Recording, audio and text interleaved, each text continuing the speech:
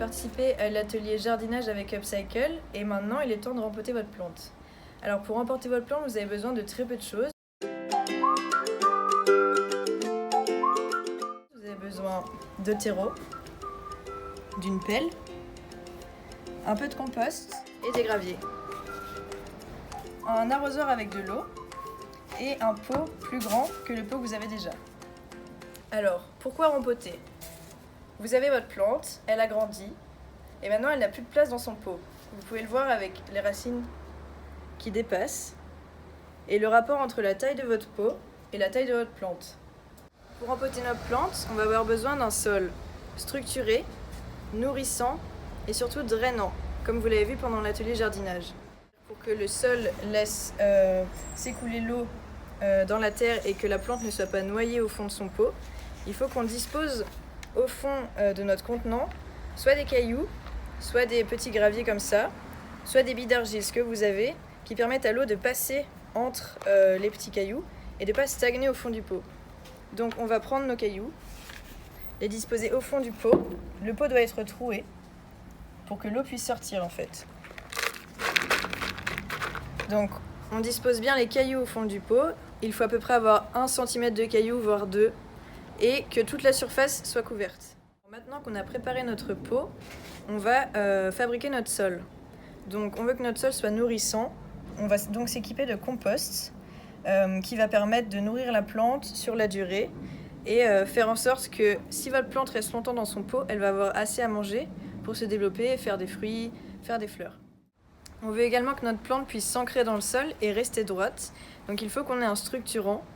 On va prendre pour ça du terreau sans tourbe, comme vous l'avez vu pendant l'atelier. On va mélanger les deux composants pour avoir un sol structurant et nourrissant. On va pouvoir mélanger 2 tiers de terreau et 1 tiers de compost.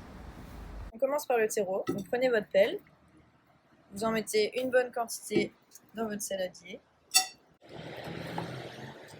Quand vous arrivez à peu près aux 2 tiers de votre contenant, vous passez au compost. Donc, on va remplir d'1 tiers de compost.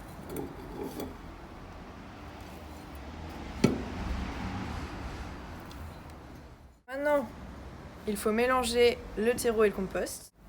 Donc, on mélange bien parce qu'on veut que le compost soit disponible dans tout le pot pour la plante. Quand les racines vont se développer, elles vont se développer vers le bas et vers les côtés. Il faut qu'elles trouvent du compost partout pour pouvoir s'étendre de plus en plus. Maintenant que votre sol est mélangé, on va falloir l'humidifier. Donc pas le tremper, juste l'humidifier. Pourquoi ? Parce que si vous rempotez votre plante avec du sol sec, vous allez ensuite l'arroser et le sol va se compacter, s'affaisser et votre plante va se retrouver presque à nu parce que votre sol se sera tout compacté avec l'eau.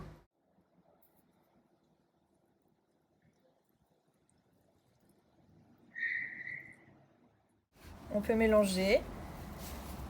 Donc vous voyez, ça commence à devenir humide. On remet un peu d'eau.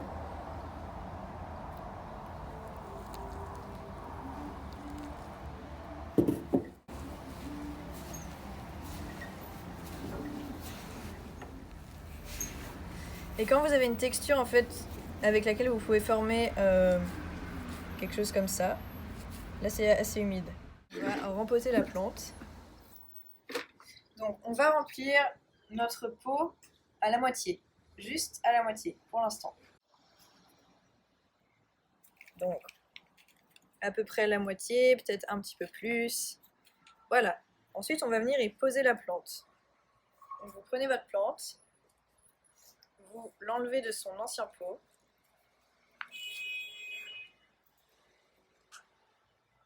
Donc là, on voit qu'elle a commencé à faire des racines à l'extérieur de sa motte. Ça veut dire qu'elle n'avait plus de place pour se développer. Donc on a raison de la rempoter maintenant. Il ne fallait pas attendre plus. On va essayer de doucement venir décompacter la motte. En fait, j'appuie un tout petit peu sur la motte pour que les racines puissent un peu s'aérer et qu'on n'ait pas juste une motte très compacte posée dans du terreau qui va mettre très longtemps à sortir de cette motte bien compacte. Si votre plante était dans un pot par exemple très sec ou très petit et que vous avez une motte très compacte, il faudrait essayer de la décompacter pour libérer les racines, pour qu'ensuite les racines puissent se développer dans votre nouveau sol. Là, on a une motte assez humide, assez fluide, pas trop compacte, donc on peut directement la planter.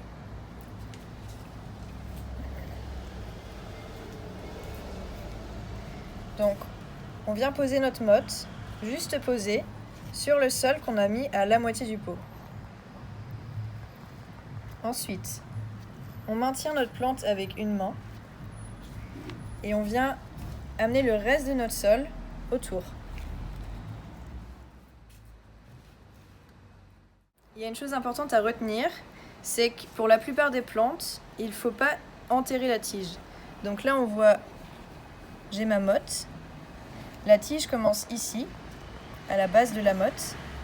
Et il ne faut pas venir mettre de la terre au-dessus, au risque de faire pourrir votre plante. On vient tasser notre terre un petit peu légèrement. Hop.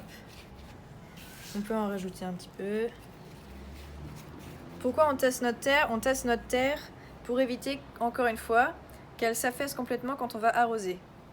Donc comme ça, on a un sol assez compact qui permet à la plante de tenir droite. Maintenant qu'on a rempoté notre plante, on va passer à la dernière étape qui est l'arrosage.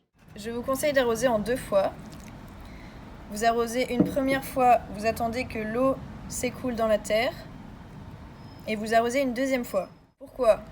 Parce que l'eau qui va s'écouler du premier arrosage va remplir les pores du sol les plus gros et les plus disponibles. Et lorsque vous allez arroser une deuxième fois, au lieu de s'écouler directement à travers le sol, l'eau va remplir les pores secondaires plus petits. Ça veut dire que la plante aura plus de réserve à disposition. Maintenant que l'eau du premier arrosage n'affleure plus à la surface, on arrose une deuxième fois.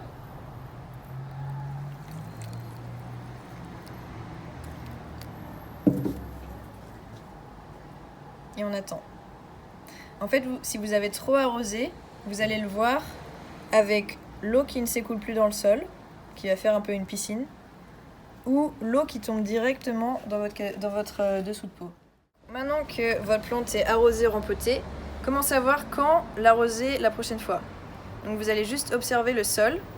Si le sol est sec en surface, il faut vérifier qu'il est sec à peu près jusqu'à 2 cm de profondeur. Si votre sol est sec après 2 cm de profondeur, il faudrait réarroser la plante.